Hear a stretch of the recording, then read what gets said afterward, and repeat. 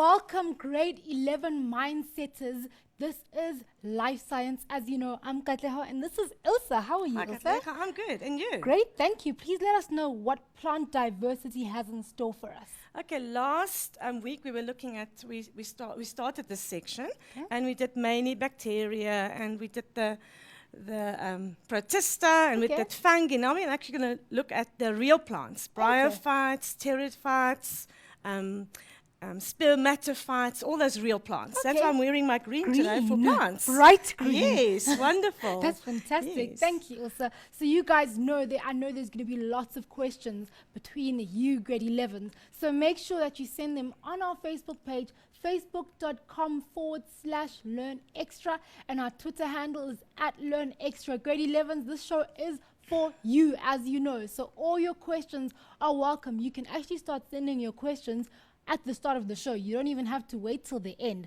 but we will be taking them near the end. Ilse, are you ready for us then? I am ready, Katlego. Awesome. Right, mindset, just like I was saying, we're going to continue with plant diversity. Last week we were looking at bacteria, we were looking at protista and fungi, and this week we're going to focus mainly on bryophytes, the pteridophytes, and the spermatophytes. So let's go straight into these three groups of plants. So as you can see on the first slide now, as I was saying, we're looking at bryophytes, we're looking at pteridophytes, and gymnosperms. Now, if you wonder what the word phytes mean, oops, I need a pen. All right, so we're looking at phytes. The word phytes means plants, all right? So each time you see the word phytes, we refer to the plant group. Let's go on to the next slide. Just a quick revision of why we classify these organisms as plants, okay? So we see kingdom Plantae, as we were saying now. It contains chlorophyll. So I'm using my green pen, which means it's a green pigment. All right, so it's a green pigment, which means that it can make its own food. So all plants have got chlorophyll. It's multicellular. Now, last week when we did the Monera, we did the protista, and we did fungi, most of those organisms were unicellular. So these are all multicellular, meaning it consists of more than one cell. All right? It has got cellulose. So these cell walls now have real cellulose, and that also is a characteristic of all plants. The vacuoles, so that means they are large vacuoles filled with cell sap, and that's to help to keep the plant turgid, to support the plant. Together with xylem, these vacuoles fill up with water and keep these plants turgid and keep them strong and support them.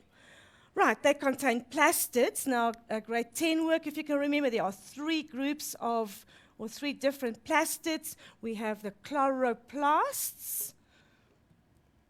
Okay, the chloroplasts, which are your green pigmented plastids. You have chromoplasts.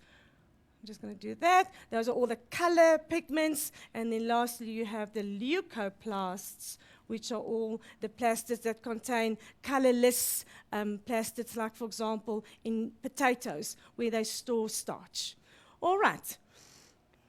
Extending a bit. These plants also undergo sexual and asexual reproduction, and that's going to bring us to the life cycles. Now, they have a very complex life cycle consisting of two generations, the Gametophyte and the Sporophyte generations. I'm going to elaborate on that on the next slide. All right, we're moving on to just showing a beautiful picture of our sunflowers, one of my favorite plant groups, and that falls under the flowering plant groups, which is angiosperms. All right. These are the three groups of plants that I was talking about, a little bit more detail of each of these groups. The bryophytes, and as I was saying, plants, and these are mainly the moss. We're going to get to a few more examples later on. Now, this group of plants are non-vascular. Now, you can remember this word vascular. That means that they have xylem and phloem. But this group have got no vascular tissue, which means that there's no xylem and phloem. no vascular tissue. And I'm going to come back to the detail of later on of why these plants do not have xylem or phloem. I want you actually to think about it while I'm talking, is that these plants are very small. They grow very close to the soil, and they don't need the xylem and the phloem. So I want you to think of why don't they need xylem and phloem. All right. The Pteridophytes, plants, and these are mainly the ferns. Now, they are vascular, meaning that they do have xylem and phloem. They are seedless plants. So even though they're plants, they're vascular tissue, they don't form seeds. Now, if you look at the next group of plants, seed plants. Now, to give you the biological term, these are called Spermatophytes. Okay, so if you look at the word seed plants, sperma come from the word seed, and spermatophytes, meaning that this group of plants form seeds. All right, then you get two groups, the gymnosperm and the angiosperm. Now the gymnosperms, right, they form seeds, but these seeds are uncovered. They're uncovered. We also use the word, and we say that they can either be uncovered or naked seeds, which really means that these seeds are not covered inside a fruit. Now, if you ever looked at these cones from a pine tree, these big ones that you normally use to make maybe a nice fire with, and if you take from that cone, the little seed has got a little wing on it. Now, that seed is not included inside a fruit. So we say it's an uncovered or a naked seed. Whereas the angiosperms, these seeds are covered. All right, these seeds are covered, which means that they're covered by mainly a fruit. Now, if you eat an apple or you eat an orange, there are seeds inside the fruit, and that's where we get the term from, covered seeds. They are mainly covered by a fruit. So this group are all our flowering plants. So any plant that forms a flower, so these are flowering plants. Right, so whenever you see a plant that forms a flower, you know it falls under the term or under the group of angiosperms. Right, a little bit about the classification of the plants in a different way, showing you now, as I was saying, the bryophytes. All right, that group. Then we have got, this is a term, tracheophytes, that we also use, and that referred to the term vascular. All right, so all these plants under this group have got vascular tissue. This group of bryophytes, no, so this is non-vascular. Let's write that term down there. That is non-vascular, meaning that these plants do not have xylem and phloem. Those plants, the tracheophytes, do have xylem and phloem. These are the ferns, the gymnosperms, and the angiosperms. Now, all this is showing, it's just showing that all these plants come from a common ancestor. All right, they come from a common ancestor. Now, I'm not going to go into detail about this, but they all evolved from a common ancestor, and it's showing just how they have evolved in a very, very brief explanation. Right, we have to get to this very, very, very important alternation of generations. Now, why do we have alternation of generations in plants? You're going to say, why is there an alternation? The main reason for this alternation is that spores are formed. These plants form spores. Now, they form millions of spores, lots and lots of spores, which means that these plants, or this plant group, can produce hundreds of millions of new little plants. So that's to ensure that this plant group will not die out. All right, so it will just produce hundreds and thousands of little new plants. Okay, let's look at the detail of this. Now, the two very important terms that you have to know here now is the term gametophyte and the term sporophyte. Okay, the term phyte means plant. Always remember that. The word phyte means plant. The term gametophyte comes from the word gametes. Okay, so this plant produces gametes. And what are gametes? Another word for gametes are sex cells. And we get two types of sex cells. We get sperm cells and egg cells. So that's a gamete and that's a gamete. Now, a gametophyte generation is always our haploid generation. Now, when I mention these words to you, I'm sure you remember these words. Remember, I'm doing a revision. So you've done this work already. So when I mention these words, I want you to recall them and remember what they are. All right? So the term haploid means half a set of chromosomes. So the sperm cell carries half of a set of chromosomes, and the egg carries the other half. When these two sex cells fuse, we call that term is fertilization. So that's when an egg, now we're going to use a letter N, which represents haploid.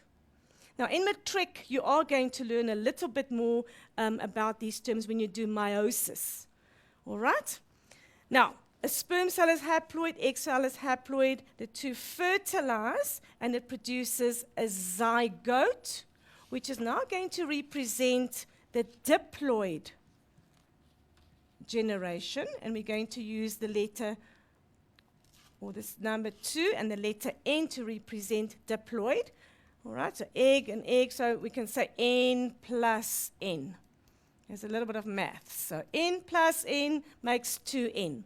The zygote is going to grow into an embryo always, which is also 2N or diploid. That is going to now form the Sporophyte generation. Phyte, plant, sporo. Always remember that this generation forms spores. So it's a plant that produces spores. Okay? Now, as I said earlier on, the spores, there are hundreds of them, and that's going to ensure that this plant will form lots of little plants to ensure its life cycle carries on. Okay, now, how do spores form? Because the Sporophyte generation is 2N or diploid, and we know that a spore is always haploid. So what needs to take place? The process to convert the diploid generation back into a haploid generation, we need the process of meiosis. Like I said in matric, you're going to learn a bit more detail of how this process takes place, but what's going to happen, the 2N is now going to become N again. All right, so the process of meiosis will restore the gametophyte generation.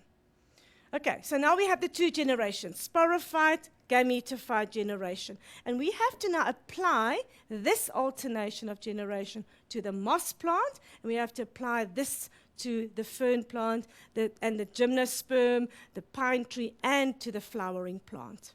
All right, but this is a really, really very, very important, they always ask questions about this. You're going to get a question this year in grade 11, you're going to get a question on this next year in grade 12. So make sure you understand the alternation of generations. All right. This brings us now to a bit more detail of each of these plant groups. We're starting off with the Bryophytes. All right, there's the Bryophytes. And we say that they're very primitive little plants. Now here's a few pictures of different types and different stages of a moss plant. But I need to go back and just explain to you what we mean by primitive. Now, primitive doesn't mean really old. Yes, these plants come from about 400 million years ago. They have found fossilated moss plants. So these plants are very old, but they still exist today. And they're actually stunning little plants. They're tiny, tiny little plants. And why are they primitive? All right? They're primitive because they are very small plants. They're very small plants. Tiny, tiny. They grow around about 2 centimeters in length. They grow in wet soil, so they need water. They need water. Now, if you think plants grow on land. So you're going to say, all right, a plant is a big plant. There's leaves, there's roots, there's stems, but these plants look a little bit different to your normal plant that you see outside in your garden. And you don't often see these plants. They're very tiny, so you don't notice them. But if you look close by, you will see that these plants have got tiny little leaves, but it's not real leaves. I'll explain to you now. They have tiny leaves. They do have tiny stems, and they do have rhizoids. Now, what do we call a plant that do not have true leaves? I'm going to put that in inverted commas. That do not have true stems and do not have true roots, but rhizoids. Can you remember from last week as well? What do we call those plants? Yes, we call them a thallus. So this plant is unusual, different from other plants, that they are not, I'm going to give you this term, terrestrial. They are not terrestrial. What does that mean? That means plants that grow on land. So these plants that grow on land are very well adapted to grow on land. They've got true roots to absorb water, to anchor the plant. They have a true stem with xylem to support the plant. They have true leaves with cuticles and stomata. So that is a real plant. These mosses look slightly different. Therefore, we call them a thallus. All right. Elsa, can we take a little bit of a break before you carry on? We can take a break. Awesome. Just to give you guys a quick break to get some refreshments, to get ready for our next exciting segment. See you after the break.